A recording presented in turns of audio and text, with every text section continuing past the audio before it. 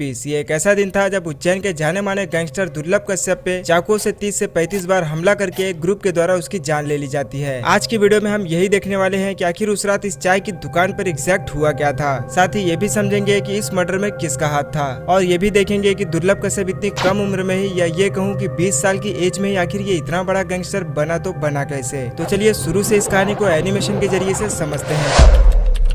8 नवंबर 2000 वो दिन था जब मध्य प्रदेश के उज्जैन के एक शहर अब्दालपुर में दुर्लभ कश्यप का जन्म होता है, जहां मां का नाम पद्मा था जो उज्जैन में एक स्कूल में टीचर थी और पिता का नाम था मनोज कश्यप जो अपना खुद का ही बिजनेस चलाते थे। बच्चे का नाम दुर्लभ इसके माता पिता ने इसलिए रखा था क्योंकि कई मिन्नतों के बाद उन्हें एक संतान हुई थी और माँ को पूरा भरोसा था कि हमारा बेटा बड़ा होकर बड़ा काम जरूर करेगा। लेकिन किसे पता था कि ये बड़ा काम क्राइम की दुनिया की तरफ होगा। खैर क्लास 8 और 9th में ही दुर्लभ अपने स्कूल में पढ़ने वाले बच्चों के बीच होने वाले झगड़ों को सॉल्व करने के लिए बीच में जाया करता था और लकीली उन्हें सॉल्व भी कर देता था। देखते ही देखते स्कूल के सारे बच्चों के बीच में कश्यप का दबदबा बढ़ने लग गया था और महज 16 साल की उम्र में ही अपने स्कूल के साथ कश्यप आसपास के इलाकों में भी काफी ज्यादा फेमस हो गया था। जहाँ छोटी मोटी लड़ाइयाँ हो या कोई और काम हो, लोग दुर्लभ के ही पास आने लगे थे। लोग उसे प्यार से कोहिनूर बुलाने लगे और इसी सब के चलते दुर्लभ का पढ़ाई में मन ही नहीं लगता था और क्लास 10 तक आते आते दुर्लभ की पढ़ाई पूरी तरीके से छूट जाती है। अब इस समय तक दुर्लभ को यह बात समझ आ गया था कि उसे किस काम को करने में ज्यादा खुशी मिलती है और अब दुर्लभ की सोच ये बन गई थी कि उसे उज्जैन का या ये कहूँ कि गैंगस्टर की दुनिया का सबसे बड़ा डॉन बनने की इच्छा उसके दिल में आ गई थी। खैर ये वो समय था जब एक रैली के दौरान दुर्लभ की मुलाकात ऐसे ही क्राइम करने वाले लोगों से होने लगी, जिसमें सबसे खतरनाक था ये हेमंत वाड़िया उर्फ बौखला।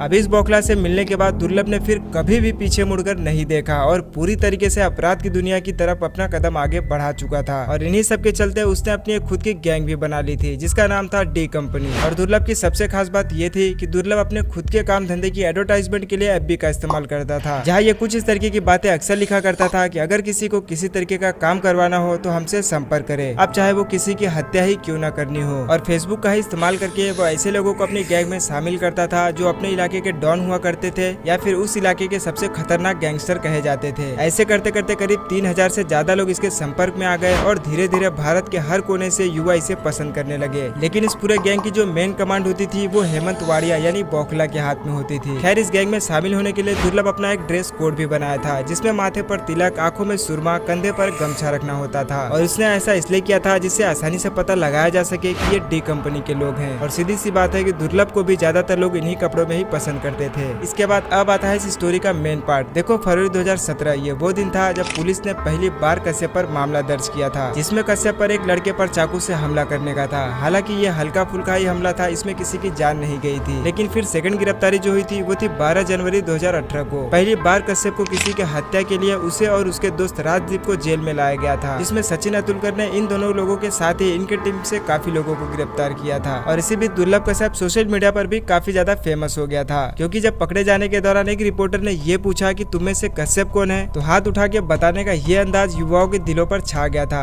जो इस तरीके के कामों को किया करते थे। और इसके बाद दुर्लभ की पॉपुलैरिटी और भी ज्यादा बढ़ गई और उस समय जब दुर्लभ को गिरफ्तार किया गया था तो उसे शुरू में उज्जैन के एक जेल में रखा गया था, जहाँ सचिन अतुलकर ने कश्यप को ये भी बात कही थी कि कश्यप जब तक तुम जेल में हो तभी तक सुरक्षित हो, क्योंकि इतनी छोटी उम्र में ही तुमने इतने ज्यादा दुश्मन पाल लिए हैं कि बाहर निकलते ही कोई भी तुम्हें मार देगा। और हुआ भी कुछ ऐसा ही। खैर टॉपिक पर वापस आते हैं। नाबालिग होने की वजह से कश्यप ने हाई कोर्ट में अपील की तो हाई कोर्ट ने उसे बाल सुधार केंद्र में भेजने का फैसला कर दिया। कुछ महीने वहाँ अकेले बिताने के बाद वो काफी ज्यादा सुधर गया था और जेल से बाहर आने के बाद वो खुद का बिजनेस भी शुरू करना चाहता था। लेकिन इसी बीच आ गया था 2020, जहाँ पूरे देश में लॉकडाउन की स्थिति हो गई थी। तो उस समय दुर्लभ ने भी बिजनेस का प्लान कैंसिल करके इंदौर से मजबूरन दुर्लभ को उज्जैन अपनी माँ के पास आना पड़ा। यहाँ आपको एक बात ये पता होनी चाहिए कि दुर्लभ के माता पिता के आपस में ना बनने की वजह से ही ये अलग अलग रहते थे, जिसमें कश्यप कभी अपने माँ के पास रहता था, कभी अपने पिता के पास, क्योंकि वो दोनों से ही बहुत ही ज्यादा प्यार करता था। खैर आखिर वो दिन आ गया जब लॉकडाउन की वजह से दुर्लभ उज्जैन अपने मम्मी के यहाँ पर आ जाता है और कुछ महीने यहाँ रहने के बाद और लॉकडाउन का लंबा समय चलने की वजह से वो इस बात से काफी ज्यादा ऊब जाता है और कॉल करके 6 सितंबर 2020 को अपने दोस्तों को घर पर खाने के लिए इनवाइट कर देता है, क्योंकि 6 सितंबर तक लॉकडाउन की स्थिति भी काफी ज्यादा नॉर्मल हो चुकी थी। इसके बाद दुर्लभ के सभी दोस्त उसके घर आते हैं और फिर रात का खाना खाते हैं और कुछ बातचीत करते हैं। तभी दुर्लभ के दोस्त का मन बाहर जाकर चाय और सिगरेट पीने का करता है। लेकिन दिक्कत ये थी कि इस समय तक रात के 1 बज चुके थे और रात के 1 बजे तक चाय की सभी दुकानें बंद हो जाती है। तभी इनमें से एक दोस्त ये कहता है कि मैं अभी हेलावाड़ी क्षेत्र से ही आ रहा हूँ और मैं हेलावाड़ी में एक चाय की दुकान को जानता हूँ जो रात भर खुली रहती है। तभी करीब रात के 1 बजे सभी अपनी बाइक्स उठाकर हेलावाड़ी की उस दुकान की तरफ निकल जाते हैं, जहाँ सभी पहुंचकर चाय पी रहे होते हैं कि वहाँ पर अपनी कार से कुछ और लोग पहुंच जाते हैं। रुको, ये तो समझ लो कि आखिर ये लोग है कौन। देखो, जिस इलाके में अभी दुर्लभ बैठा है ये हेलावाड़ी है, और इस इलाके में जिस गैंग का दबदबा चलता था वो था केकेसी यानी कुत्ता कमीना चीज, जिसका लीडर था रमीज खान। और अभी यहाँ पे इसी गैंग के मेंबर मौजूद है। यही है केकेसी के लोग, जिसमें ये शहनवाज इसमें से सबसे खास है। और यहाँ बैठा है ये सादाब जहरीला, जो कि शहनवाज का भाई था। अब केकेसी के लोग इस समय यहाँ पर इसलिए पहुंच गए क्योंकि जिस चाय की दुकान पर ये लोग बैठे हैं ये इसी ग्रुप के लीडर रमीज का भाई चलाता था, जिसका नाम था अमन उर्फ भूरा। अब यहाँ पर यह भी हो सकता है कि शायद हो सकता है कि कश्यप के यहाँ होने की खबर इसी ने दी हो। खैर, जब यहाँ पर केकेसी और डी कंपनी दोनों आमने सामने आ जाती है तो दोनों में बहुत ही भयानक बहस हो जाती है। और बहस में कश्यप को इतना ज्यादा गुस्सा आ जाता है कि उसने फौरन अपनी पिस्टल निकाली और सीधा शहनवाज पर गोली चला दी, बिना कुछ भी सोचे समझे। हालांकि किस्मत अच्छी हुई और गोली हल्की से मिस हो गई और गले के पास से गुजर गई। फिर क्या, शहनवाज के गिरते ही बाकी के लोग गुस्से में कश्यप पर हमला कर देते हैं। बाकी कश्यप के दोस्त के पास कोई हथियार ना होने की वजह से ये सब भागने लगे, और दोस्तों को भागता हुआ देख कश्यप कुछ समझ नहीं पाया और भागने की वो भी कोशिश करने लगा। आप यहाँ पे ये भी जानकर हैरान हो जाओगे कि भागने वाले कश्यप के सारे खास दोस्त ही थे। इसमें से ये एक राजदीप मंडोई, कश्यप का जो बहुत ही खास मित्र था। खैर, बाकी लोग भागने में तो सफल रहे, लेकिन कश्यप को चारों तरफ से घेर लिया गया, क्योंकि टारगेट भी तो यही था। अब कश्यप शहनवाज, राजा, सिराज बाबा और सदाब के द्वारा चारों तरफ से घेर लिया जाता है। फिर क्या था, एक के बाद एक इन सबने मिलकर 30 से 35 बार कश्यप पर चाकू से हमला किया और उसे इतनी बुरी तरीके से घायल कर दिया कि शब्दों में बताना ये इम्पॉसिबल है। और फिर वहीं पास में खड़े इस चाय वाले ने कोई कसर नहीं छोड़ी और उसने ये कहा कि इसे आज ही पूरी तरीके से मार डालो, नहीं तो आगे चल के ये बहुत बड़ी प्रॉब्लम खड़ी कर देगा। खैर, इस समय रात के 2 बज रहे थे, सब अपने घरों में सो रहे थे और केकेसी के लोग अपना काम खत्म करके चुपचाप यहाँ से चले जाते हैं। और सुबह पुलिस को कश्यप की बॉडी यहाँ पर बिना शर्ट की ऐसी हालत में मिली, एक छोटे से चौल में। पूरे शरीर पर कई बार चाकू से वार किया गया था और पूरा शरीर खून से लथपथ था। ये बताना तो बहुत ज्यादा मुश्किल है कि कितनी दूर तक उसे दड़ा दड़ा कर मारा गया है। खैर, अगर उस दिन कश्यप के दोस्त थोड़ी सी और हिम्मत दिखाते तो शायद कश्यप आज जिंदा होता था, लेकिन बात वही है